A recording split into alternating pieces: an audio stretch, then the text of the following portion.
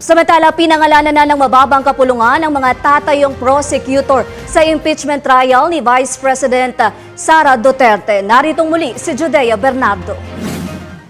And the prosecutors are in. Matapos ang isinagawang botohan ng House of Representatives, opisyal na ngang pinangalanan ang prosecutor members na tatayo sa gagawing impeachment trial laban kay Vice President Sara Duterte. Kabilang sa 11-member prosecution panel, sina House Committee on Justice Chairperson Representative Jervil Luistro at Vice Chairperson Keith Flores. Si Flores ay kabilang sa 9 na mambabatas na nag-abstain sa naging botohan ng Kamara kaugnay ng Articles of Impeachment noong Lunes.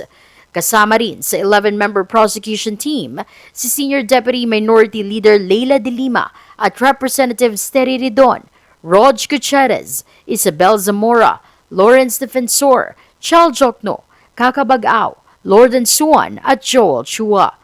Noong Lunes, bumoto ang Kamara na i-impeach si Duterte dahil sa umanong maling paggamit ng confidential funds, hindi maipaliwanag na yaman at pagbabanta sa buhay ni President Ferdinand Marcos Jr. Umabot sa 257 congressmen ang bumoto pabor sa impeachment, higit sa kinakailangang 1/3 o 106 na boto ng Kamara upang maipadala ang Articles of Impeachment sa Senado para sa paglilitis. Sinabi ni Representative Joel Chua na hindi dapat maging normal ang pagtatago sa impluwensya o kapangyarihan habang nananatiling walang sagot ang mga aligasyon ng paglustay ng pondo ng bayan, pagbabanta sa buhay at hindi maipaliwanag na yaman. Abala naman ang House of Representatives Secretariat sa pag-iimprenta ng mga kopya ng Articles of Impeachment para sa pagsusumite nito sa Senado.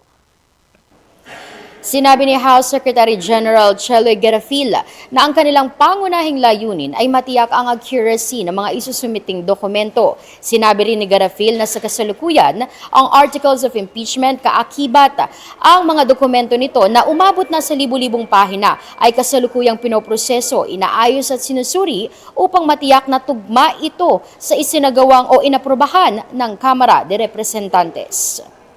Mula rito sa House of Representatives, ako po si Judea Bernardo, DayTV News.